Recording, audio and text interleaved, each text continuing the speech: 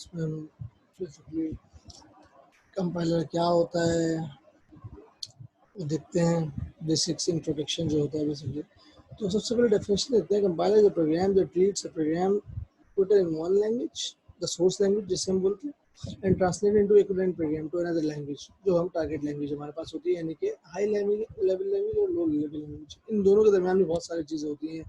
High level language का मतलब आपने कोई भी प्रोग्राम लिखा सी शार्प के अंदर और आपको उसका आउटपुट मिल गया, ठीक है जी। तो इस प्रोसेस के अंदर बहुत सारे काम हुए, तो सारे काम जो है हमारा बेसिकली कंपाइलर कर रहा होता है। जिस तरह विजुअल स्टूडियो का, जावा का, एंड्रॉइड स्टूडियो का कंपाइलर होता है।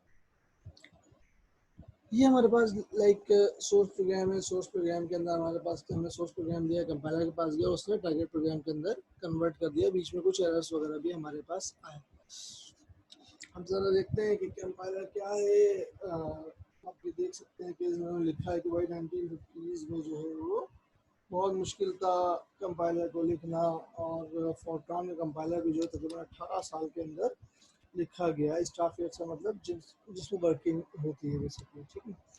तो इतना आसान नहीं था शुरू में लिखना। बार दो पार्ट्स होते हैं हमारे पास कंपाइलर के, कंपाइलेशन के। एक होती है एनालिसिस और दूसरी होती है सिंथेसिस। तो एनालिसिस और सिंथेसिस में डिफरेंट पार्ट्स आते हैं, वो हम अभी वक्त देखते रहेंगे। सबसे पहले हम आते हैं एनालिसिस में कि क्या क्या काम होता है एनालिसिस में। अगर आपको कोई कोड दे दिया जाता है तो कंपाइलर किस तरीके से उसके ऊपर काम करता है। The analysis part break up the source program into constitute pieces, different pieces में कन्वर्ट कर देता है, और उसकी जो इंटरमीडिएट रिप्रेजेंटेशन है उस बेसिकली इंटरमीडिएट रिप्रेजेंटेशन बना देता है सोर्स प्रोग्राम की, जो हमने दी हुई होती है। इंटरमीडिएट रिप्रेजेंटेशन क्या होती है आगे हम अभी देखते हैं। इसके अलावा हमारे पास जो सिंथेसिस पार्ट है वो क्या करता है, जो डिजायर्ड आउटपुट प्रोग्राम है आपका, उसको इंटरमीडिएट रिप्रेजेंटेशन के अंदर जो है वो शो करता है, यानी कि टारगेटेड प्रोग्राम को targeted program from intermediate representation, यानी कि जो आपकी एनालिसिस के अंदर इंटरमीडिएट रिप्रेजेंटेशन के अंदर आ जाता है उसको टारगेट प्रोग्राम के अंदर कन्वर्ट कर देता है। लेट्स से एग्जांपल आपके पास है, सोर्स कोड आया आपके पास, फ्रंट एंड है, फ्रंट एंड के बाद इंटरमीडिएट रिप्रेजेंटेशन, ये एनालिसिस का काम हो गया, और सिंथेसिस का काम इंटरमीडिएट रिप्रेजेंटेशन से लेकर मशीन कोड यानी कि लो लेवल लैंग्वेज के ऊपर वो उसको कन्वर्ट कर देता है, जो कि पीछे बात लिखी हुई। अच्छा जी, अब ये बात कर रहे हैं एनालिसिस की। During analysis the operation implied by the source program are determined and recorded in a hierarchical structure called a tree. तो जब ये काम हो रहा होता है एनालिसिस के अंदर, तो इसको एक ट्री फॉर्म के अंदर जो है बेसिकली कन्वर्ट कर दिया जाता है। ट्री फॉर्म से मुराद, आपने अगर बाइनरी ट्री पढ़ी हो सॉर्ट ऑफ, तो बाइनरी ट्री आपको आइडिया होगा किस तरीके का आपके पास बनी हुई होती है। उसके अंदर जो है वो इसको कन्वर्ट कर देता है, क्योंकि देखिए कंपाइलर है, कंपाइलर के अंदर कोई भी काम, अभी ये आपके पास कंपाइलर है, अब कंपाइलर के अंदर जो भी आपके पास काम होगा, तो पहले कंपाइलर क्या करेगा, कंपाइलर जो है वो आपका डेटा लेगा, और डेटा लेने के बाद उसको इंटरमीडिएट रिप्रेजेंटेशन करने के बाद फिर वो मशीन लैंग्वेज में करेगा। फॉर एग्जांपल हम ये समझ लेते हैं ये वाला पार्ट जो है वो विजुअल स्टूडियो है। अब विजुअल स्टूडियो ने क्या किया, विजुअल स्टूडियो ने कोड लिया आपका, जो हम इंटीजर, फ्लोट और ये प्रिंट एफ की सारी चीज़ें लिखे होते हैं, console dot read line, right line, इसको वो कन्वर्ट करता है आपके इंटरमीडिएट रिप्रेजेंटेशन के अंदर। इसके पीछे बाकायदा जो है पूरा इनके सिंटेक्स की लाइब्रेरीज वगैरह होती हैं वो लिखी होती हैं। वो कॉमन लैंग्वेज रन टाइम में जाता है, जस्ट इन टाइम डिबगर के पास जाता है, और फिर वो मशीन कोड की तरफ जो है आपके पास जाता है। मतलब डायरेक्टली ऐसा नहीं है कि हमारे सामने तो जल्दी से आउटपुट आ जाता है, लेकिन पीछे एक कंप्लीट प्रोसेस हमारे पास चल रहा होता है, ठीक है जी। अच्छा, often a special kind of tree called syntax tree, जो भी हमने बात की कि एक ट्री बन जाता है। अभी मैं आपको दिखाता हूँ कि ट्री बेसिकली क्या होता है, जिसे हम सिंटेक्स ट्री जो है बेसिकली कहते हैं। अच्छा, in syntax tree each node represents an operation and the children node represents the arguments of the operation. अब जो ट्री है, ट्री का जो पेरेंट नोड होगी हमारे पास, वो कोई ऑपरेशन परफॉर्म कर रही होगी, उसके चिल्ड्रन नोड जो है उसके बेसिकली उसके अंदर आइडेंटिफिकेशंस उसकी हमारे पास होंगी। For example syntax tree of assignment shown लो, अभी दे सकते हैं ये ट्री आपके पास आ गया। ये आपके पास जो है वो प्लस कर रहा है, ये मल्टीप्लाई कर रहा है, यानी कि ये दोनों आपस में मल्टीप्लाई होंगे।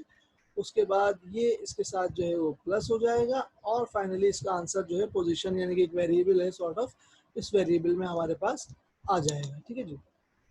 तो ये बेसिकली हमारे पास जो है वो फाइनल वेरिएबल है, इसके अंदर हमारे पास आंसर आ जाएगा, जिस तरीके से यहाँ देखा जा सकता है। Position is equals to initial plus weight multiply by 60, तो बेसिकली ये जो हमारे पास एक कंपाइलेशन का मॉडल है, कह सकते हैं कि ये हमारे पास कंपाइलेशन का मॉडल है, इस तरीके से हम इसको कर सकते हैं।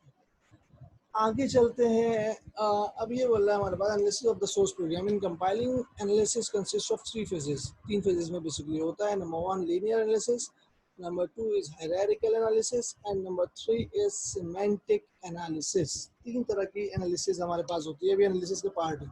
पहला है लीनियर एनालिसिस। लीनियर एनालिसिस में क्या होता है? In which the stream of the character making up the source program is to read from left to right and group into tokens that sequence of character having collective meaning. Short basically जो phases है compiler के, अब मैं पहले आपको phases दिखा दूँ और फेजेस के बाद जो है बेसिकली मैं आपको आगे लेके चलूँगा ताकि आपको आइडिया हो ये कि क्या फेजेस हमारे पास कंपाइलर के होते हैं। ये देख लीजिएगा, ये बेसिकली क्या है? कंपाइलर है, सोर्स प्रोग्राम ने कंपाइलर को दिया और टारगेट प्रोग्राम में कन्वर्ट कर दिया। टारगेट प्रोग्राम के पास क्या आता है? इनपुट आता है और टारगेट प्रोग्राम उसको आउटपुट में कन्वर्ट कर देता है। और इंटरप्रेटर क्या काम करता है ये भी देख लें। Source program plus input, source program plus input जब इंटरप्रेटर के पास जाता है तो वो उसको आउटपुट में कन्वर्ट कर देता है। तो आसान अल्फाज में ये समझ लीजिए कि जो पहली वाली आपके पास डायग्राम नजर आ रही है, जो बेसिकली क्या लिखा हुआ है? सोर्स प्रोग्राम और कंपाइलर के पास गया, टारगेट प्रोग्राम इसने कन्वर्ट कर दिया कंपाइलर ने। इसने आपको आउटपुट नहीं दिया, आउटपुट आपका इंटरप्रेटर के थ्रू आएगा। जब सोर्स प्रोग्राम और इनपुट दोनों दिए जाएंगे तो इंटरप्रेटर का काम होगा उसको आउटपुट में कन्वर्ट करना। इट मीन्स कि इंटरप्रेटर के पास टारगेटेड प्रोग्राम भी होगा, यानी कि जो कन्वर्ट करके देगा आपके पास टारगेट प्रोग्राम के अंदर कंपाइलर, वो इंटरप्रेटर लेके उसको आउटपुट के अंदर कन्वर्ट करेगा। तो ये आपको थोड़ा सा पता चल गया होगा ये क्या होता है। अच्छा, अब हम आते हैं यहाँ पे। ये बेसिकली कुछ फेजेस है कंपाइलर के, आपको यहाँ पे नजर आ रहे होंगे। इसके अंदर क्या होता है बेसिकली कि ये आपको नजर आ रहा होगा कि सोर्स प्रोग्राम प्री प्रोसेसर के पास जाता है, मॉडिफाइड सोर्स प्रोग्राम उसको में कन्वर्ट करता है, फिर कंपाइलर के पास जाता है, वो टारगेट असेंबली प्रोग्राम यानी कि टारगेट प्रोग्राम में कन्वर्ट करता है, फिर असेंबलर के पास जाता है, रिलोकेट मशीन कोड करता है, और फिर लिंक लोडर के पास जाता है और फिर टारगेट मशीन कोड के अंदर ये कन्वर्ट करता है। ये बेसिकली पूरा जो आपके पास सामने लिखा हुआ नज़र आ रहा है, इसके अंदर ये पूरा सिनेरियो है, ठीक है ना। ये इस तरीके से हमारे पास आपका कंपाइलर जो है वो काम कर रहा होता है कि प्री प्रोसेसर, कंपाइलर, असेंबलर और लिंक लोडर, ये सारी चीज़ें जो हैं वो एक दूसरे के साथ जो है वो लिंक है। क्योंकि ये सारी चीज़ें लिंक है तो इसलिए जो है सारी चीज़ें एक साथ एग्जीक्यूट होती हैं, तो कोई प्रोग्राम आपका एग्जीक्यूट होता है। अब हम आते हैं यहाँ पे, ये एक इम्पॉर्टेंट चीज़ है हमारे पास, इसको हम थोड़ा सा देख लेते हैं। देखिए जी, कंपाइलर में हम सबसे पहले बात कर रहे थे किसकी? 2 चीज़ों की बात की ना हमने, एक सिंथेसिस और दूसरा एनालिसिस। अब एनालिसिस के अंदर हमारे पास जो सबसे पहली चीज़ है वो है लेक्सिकल एनालाइजर। ये बेसिकली जो आपके पास पूरा नज़र आ रहा है, डायग्राम स्ट्रक्चर नज़र आ रही है, पूरा कंपाइलर का स्ट्रक्चर है। इन प्रोसेस से गुजरते हुए ये आपको कन्वर्ट करके देता है आपके प्रोग्राम को। सबसे पहले क्या है? लेक्सिकल एनालाइजर, ठीक है जी। उसके बाद क्या लिखा हुआ है इसमें? Token stream. उसके बाद लिखा हुआ है सिंटेक्स एनालाइजर, सिंटेक्स ट्री जो भी हम बात कर रहे थे। सिमेंटिक एनालाइजर, इसमें भी सिंटेक्स ट्री की बात होती है। आईआर यानी कि intermediate code generator, intermediate representation में कन्वर्ट करता है। Machine independent code optimizer, intermediate representation में कन्वर्ट करता है। ये भी कोड जनरेटर, ये बेसिकली क्या है? टारगेट मशीन कोड, किस कोड में जो है आपने करना है, यानी कि क्या आउटपुट आपके पास आएगा। और फिर आपके पास कोड ऑप्टिमाइजर भी हमारे पास होता है। थोड़ा सा मजीद आगे चलते हैं तो हम इसकी इम्प्लीमेंटेशन को देख लेते हैं, तो हमें काफ़ी आसानी हो जाएगी और समझ में भी पूरी बात आसानी से आ जाएगी। लेट्स सी, अब देखते हैं ज़रा पहली चीज़। पहला है हमारे पास पोर्शन जिसे हम बोल रहे हैं लेक्सिकल एनालाइजर। अब देखिए ये काम क्या करेगा। ये हमने इनपुट दिया, position is equals to initial plus rate is multiply by 60। अब लेक्सिकल एनालाइजर का क्या काम है? लेक्सिकल एनालाइजर क्या करेगा? लेक्सिकल एनालाइजर क्या करेगा? सबसे पहले ये देखिएगा जो आपके पास इनपुट आया है इसमें पहली चीज क्या है, हमें नजर आ रही है यहाँ पे position. Position is something identifier, एक वेरिएबल है, ठीक है ना। तो ये हमने देखा कि जी एक वेरिएबल है और ये आईडी है, इसके आगे आईडी 1 लिख दिया कि ये आईडी 1 है, यानी कि पहला आइडेंटिफायर है। ई इक्वल टू का साइन यहाँ पे एज इट इज लिखा हुआ है, फिर इनिशियल भी एक वेरिएबल है, बेसिकली आइडेंटिफायर है, तो हमने क्या लिख दिया ID, 2 यानी कि दूसरा आइडेंटिफायर है। फिर प्लस आपके पास ऑपरेटर है वो लिख दिया आपने, रेट यहाँ पे लिख दिया, और 60 एक कांस्टेंट वैल्यू थी वो एज इट इज आपके पास लिख दी। तो लेक्सिकल एनालाइजर का क्या काम हुआ, लेक्सिकल एनालाइजर हमारे पास क्या काम करता है कि जितने भी आइडेंटिफायर, जितने भी ऑपरेटर्स, जितने भी कॉन्स्टेंट्स होते हैं उन सबको सेपरेट कर देता है, ताकि हम उसको आगे अपने सिंटेक्स एनालाइजर, सेमेंटिक एनालाइजर और आगे हम उसको यूज कर सकें। दूसरा स्टेप है हमारे पास सिंटेक्स एनालाइजर। अभी हमने पीछे पढ़ा था कि सिंटेक्स एनालाइजर के अंदर हम कुछ ट्री की बात कर रहे थे, तो ये बेसिकली हमने ट्री बना दिया।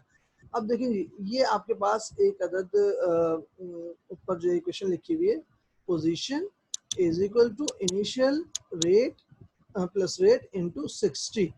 अब अगर आप इसकी कैलकुलेशन करने के लिए जाएंगे तो obviously first you have to multiply 60 with the rate and then add initial with that value जो भी आपके पास आंसर आएगा, ठीक है ना।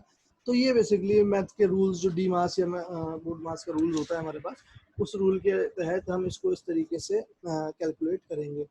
तो सिंटेक्स एनालाइजर का काम यही होता है कि आपके पास जो लेक्सिकल एनालाइजर के थ्रू जो टोकन्स बन गए, उन टोकन्स और के थ्रू आपने इम्प्लीमेंटेशन यानी कि रूल कौन सा इम्प्लीमेंट करना है, और इम्प्लीमेंट करने के बाद आपने उसको किस तरीके से कैलकुलेट करना है। जैसे कि यहाँ पे आपको नजर आ रहा होगा, सबसे पहले क्या है, मल्टीप्लाई हो रहा है, यानी कि ID3 और 60 ये दोनों आपस में मल्टीप्लाई हो रहे हैं। तो पहले ये वाला स्टेप है आपके पास मल्टीप्लिकेशन का।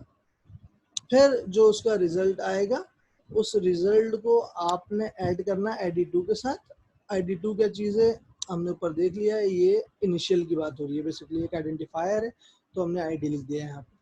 और उन दोनों का रिजल्ट जाएगा वो ID1 में चला जाएगा, यानी कि पोजीशन में चला जाएगा, इनकी वैल्यू आपके पास इस तरीके से आ जाएगी। तो ये बेसिकली सिंटेक्स एनालाइजर है, जिसमें हम अभी थोड़ी देर पहले बात कर रहे थे, और अभी हमने बहुत सारे बनाने भी इंशाल्लाह। अच्छा जी, दूसरी चीज हमारे पास है सिमेंटिक एनालाइजर। सिमेंटिक एनालाइजर के अंदर भी वही चीज है, बस हमने ये बताना है कि वैल्यू किस में आएगी, फ्लोट में आएगी, और बेसिकली उनका रिजल्ट किस तरीके से आप शो करोगे। सिंटेक्स और सिमेंटिक आप लोगों को पता होगा। सिंटेक्स इज समथिंग के किस how to write the program, उसके रूल्स क्या होंगे, किस तरीके से लिखा जाएगा। Semantic the meaning of that particular thing. अभी ऊपर हमने सिंटेक्स देख लिया कि इस तरीके से होगा, लेकिन मीनिंग क्या है उसका। अभी फॉर एग्जांपल यहाँ पे लिखा हुआ है इंटीजर टू, इसको फ्लोट में कन्वर्ट कर दो, क्योंकि आंसर हमें फ्लोट के अंदर चाहिए। तो ये हमारा क्या हो गया, तीसरा फेज हो गया कंपाइलर का, सिमेंटिक एनालाइजर। और सिमेंटिक एनालाइजर जो हमारे पास, ये आपको यहाँ नजर आ रहा होगा, इसके अंदर भी हम ट्री बनाते हैं, लेकिन बेसिकली मीनिंग बता रहे होते हैं किसी पर्टिकुलर सिंटेक्स एनालाइजर के थ्रू जो हमारे पास डेटा आ रहा होता है। अच्छा जी, ये हो गया हमारे पास। फिर हमारे पास जो नेक्स्ट फेज है कंपाइलर का, वो है इंटरमीडिएट कोड जनरेटर। अब डायरेक्टली कोड में कन्वर्ट नहीं कर सकते हैं, बल्कि सिंटेक्स और सेमेंटिक्स से लेके हम उसको इंटरमीडिएट कोड में कन्वर्ट करते हैं। इंटरमीडिएट का आप बिल्कुल इसी तरीके से समझ लें कि एक पाकिस्तान का बंदा खड़ा है और एक चाइना का बंदा खड़ा है, दोनों एक दूसरे की जबान को नहीं जानते।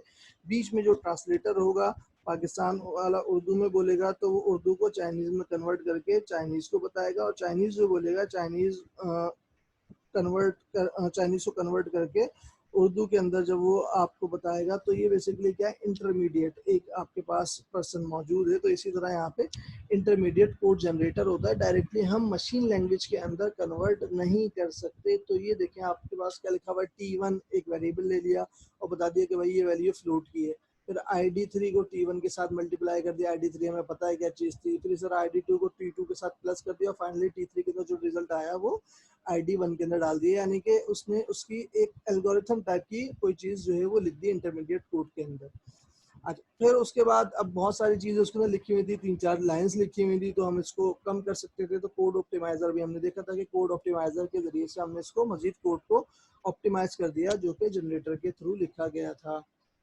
और फिर कुछ के बाद कोड जनरेट हो गया, जो कि हमने जनाब आपने भी देखा होगा पीछे हमने लिखा, मतलब एक बात की थी कि मशीन लैंग्वेज में कन्वर्ट करता है। फाइनली आपके पास मशीन लैंग्वेज के अंदर इसने इसको कन्वर्ट कर दिया। तो ये एक पूरा कंप्लीट प्रोसेस है, और ये अभी हम देखते भी रहेंगे इसको, और मजीद जगहों के ऊपर आएगा तो इसकी एग्जाम्पल हमारे पास मजीद आ जाएंगे। ठीक है जी, तो ये हमारे पास हम बात कर रहे थे लीनियर एनालिसिस की, कि left to right group tokens वगैरह बन जाते हैं। तो टोकन्स किस तरह बनेंगे वो हम अभी आगे जाके देखेंगे।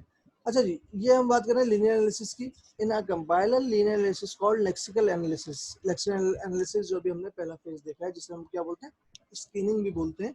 जब फर्स्ट टाइम जो है आपके पास कोड आता है और उसको आप कंपाइल करने के लिए जाते हो।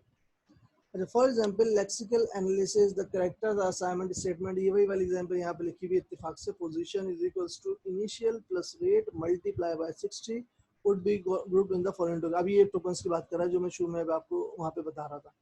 पहला क्या है, identifier. You can say position is identifier. ये जो आपके सामने लिखा हुआ है, ये इस चीज़ को बेसिकली लिख रहे हैं हम वहाँ पे सेकंड वाली स्लाइड के अंदर। इस चीज़ को हम यहाँ लिख रहे हैं, जरा देखिए गौर से, ठीक है जी। पहला क्या है हमारे पास, पोजीशन था, आइडेंटिफायर है, उसके बाद असाइनमेंट सिंबल है जो कि ये वाला था, फिर आइडेंटिफायर इनिशियल था, फिर प्लस का साइन था, फिर रेट का वेरिएबल था, फिर मल्टीप्लाई का साइन था, और उसके बाद एक नंबर था, ठीक है ना। तो ये हमारे पास क्या होगा, लीनियर एनालिसिस हो गई, और जिसे हम लेक्सिकल एनालिसिस और स्कैनिंग भी कहते हैं, जिसके अंदर हमने अभी तो हमने सिर्फ जनरल वर्ड्स में लिख दिया ना, अभी हम यहाँ पे टोकन्स भी बनाएंगे इसके। तो ये हमारा लीनियर का पहला फेज है। अच्छा, इसमें आगे बता रहा है the blank separating the characters this tokens would normally B एलिमेंटेड during the lecture analysis. अभी तो हमने रफ सा कर लिया है, जब हम इसको मजीद डिटेल में करेंगे तो ये बता रहा है कि इसके अंदर जो ब्लैंक स्पेसेस होते हैं, बाजू का हम कोड लिखते हैं ना, कोड के अंदर हमने क्या लिखा, फॉर एग्जाम्पल मैं आपको लिख के दिखाता हूँ। कोड में हमने कुछ समथिंग इस तरह का लिख दिया कि for example integer A is equals to, और मैंने यहाँ पे बहुत सारे स्पेसेस देके 10 लिख दिया। अगर आप इस तरीके का कोड भी लिखेंगे ना, तो वो कोड भी चल जाता है, एरर नहीं देगा आपके पास, ठीक है जी। तो ये बता रहा है the blank separating characters would normally be eliminated during the lexical analysis. यानी कि जो आपके पास एक्स्ट्रा स्पेसेस वगैरह होते हैं ना, वो उस लेक्सिकल एनालिसिस का काम क्या होता है कि वो उसको एलिमिनेट कर देता है बेसिकली जनाब। वो उसको एलिमिनेट कर देगा, और एलिमिनेट करने के बाद वो आगे कंटिन्यू उसको रखेगा। अच्छा, और मज़ीद आगे चलते हैं। आगे हमारे पास हायरार्किकल एनालिसिस है। हायरार्किकल एनालिसिस की वही चीज़ आगे जो भी हम बात कर रहे थे, सिंटैक्स और semantic analyser, in which characters or tokens are grouped hierarchically into nested collection with collective meaning। यानी कि हम उनको टोकन्स के अंदर जो है वो टोकन्स जो होते हैं, उन टोकन्स को जो है हम हायरार्किकली जो है डिफाइन कर देते हैं, और ताकि बताते हैं कि क्या चीज़ पहले मल्टीप्लाई होगी, क्या डिवाइड होगी, या जिस टाइप का आपके पास इनपुट आएगा उस इनपुट की बेस के ऊपर ये चीज़ें हम डिसाइड करेंगे। हायरार्किकल एनालिसिस कॉल्ड पार्सिंग और सिंटैक्स एनालिसिस। अब हम जब हायरार्की की बात करते हैं तो पार्सिंग भी कहते हैं उसको, सिंटैक्स एनालिसिस भी कहते हैं। It involve grouping the tokens of source program into grammatical phrase that are used to compile synthesize output. अच्छा, ये बोला है ग्रुपिंग द टोकन्स। टोकन्स क्या चीज़ है, वही जो अभी हमने थोड़ी देर पहले ऊपर यहाँ पे देखे हैं। ये बेसिकली हमने टोकन्स बनाए। इन टोकन्स को उठाता है ये जो इसमें बता रहे हैं, इन टोकन्स को उठाता है और ग्रामेटिकली वो देखता है। ग्रामेटिकल क्या होती है, हम हर चीज़ की कोई ना कोई ग्रामर देते हैं। आपके पास विजुअल स्टूडियो, इसकी कोई ना कोई ग्रामर आपके पास मौजूद है विजुअल स्टूडियो के अंदर। आप यूज़ कर रहे हैं एंड्रॉइड स्टूडियो, उसकी कोई ना कोई ग्रामर मौजूद है। नोट जेएस, उसकी कोई ना कोई ग्रामर मौजूद है। हर चीज़ की कोई ना कोई ग्रामर होती है। आप अपना कंपाइलर बनाएंगे, अपनी ग्रामर बना लेना, ठीक है। तो हर चीज़ की कोई ना कोई ग्रामर होती है। तो वो क्या करता है, बेसिकली टोकन्स को लेता है, ग्रामर के पास जाता है, और फिर उसको आउटपुट देने की कोशिश करता है उस ग्रामर के अगेंस्ट। उसमें ऑब्वियसली बहुत सारी गलतियां भी आती होंगी, तो वही चीज़ जो है वो ग्रामर के थ्रू हमें एरर भी रिप्रेजेंट करता है। The grammatical phase of the source program are represented by parse tree। parse tree के थ्रू जो है हम रिप्रेजेंट करते हैं, जो भी हमने थोड़ी देर पहले parse tree देखा भी था कि किस तरीके से बना हुआ है। और ये एग्जांपल हमारे पास parse tree की है। क्या लिखा हुआ है, असाइनमेंट, वही सेम एग्जांपल है। क्या हो रहा है, सबसे पहले आप नीचे से देखें, क्योंकि जब हम parse tree को एग्जीक्यूट करते हैं तो इसके अंदर 2-3 अप्रोचेज होती हैं। लेकिन अभी यहाँ पे जो हमारा अप्रोच यूज कर रहे हैं, बॉटम टू अप अप्रोच है। क्या है, एक्सप्रेशन नंबर 60 जो वैल्यू होती है, एक्सप्रेशन आइडेंटिफायर, यानी कि जो उसका रेट वेरिएबल था, बेसिकली इन दोनों को मल्टीप्लाई किया, एक एक्सप्रेशन के अंदर डेटा आ गया, एक नई आपके पास वैल्यू आ गई। फिर उस वैल्यू को आपने इनिशियल वाला आइडेंटिफायर जो था, ये आपको यहाँ पे नजर आ रहा होगा, अगर मैं थोड़ा सा यहाँ पे शो कर दूं तो आसानी हो जाएगी। ये पहले हमने एक्सप्रेशन एंड ये इसको और रेट को, ये रेट नीचे लिखा हुआ है, इन दोनों को आपस में मल्टीप्लाई किया तो एक नया एक्सप्रेशन के अंदर रिजल्ट आ गया मल्टीप्लाई करके। ठीक है जी। अब जब यहाँ पे आपके पास रिजल्ट आ जाएगा, उस एक्सप्रेशन को आप इनिशियल के साथ जो है वो क्या कर दोगे, ऐड कर दोगे, तो आपके पास एक और वैल्यू आ जाएगी और उस वैल्यू को आपने क्या कर देना है, असाइन कर देना है। और असाइन करने के बाद वो पोजीशन वाला जो आपके पास वेरिएबल का वैल्यू उसके अंदर चली जाएगी, यानी कि जो आपका फाइनल आंसर होगा वो उसके अंदर चला जाएगा। ठीक है जी। तो ये हमारे पास बॉटम अप और टॉप डाउन पार्सिंग होती है, वो हम अभी आगे करेंगे। इसी चीज़ की जो है वो डिस्क्रिप्शन यहाँ पे लिखी हुई है इन